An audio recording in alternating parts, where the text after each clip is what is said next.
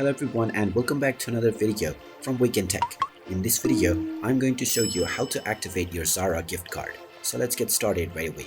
First of all, open up your web browser and then using the search box type in activate Zara gift card and start your search. Now from the search results, when you find the activate gift card link from Zara, go ahead and click on it and you will directly be taken into the gift card activation page. Now if you haven't logged into your account already, click on the login button at the top right corner and proceed forward with your credentials first.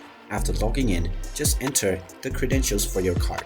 Type in your card number, which is the 16-digit number that you see on your gift card. After this, enter the CVV number followed by the activation code. Then just type in the captcha text that you see in order to verify your identity. And finally, click on the activate button and your Zara gift card will be activated onto your account right away. And there you have it. That is how easy it is to activate your gift card on Zara. If you find this video helpful, make sure you hit that like button and subscribe to our channel if you haven't done so already. Also ring that notification bell to never miss another update from us. Thank you for watching and I will see you again in the next video.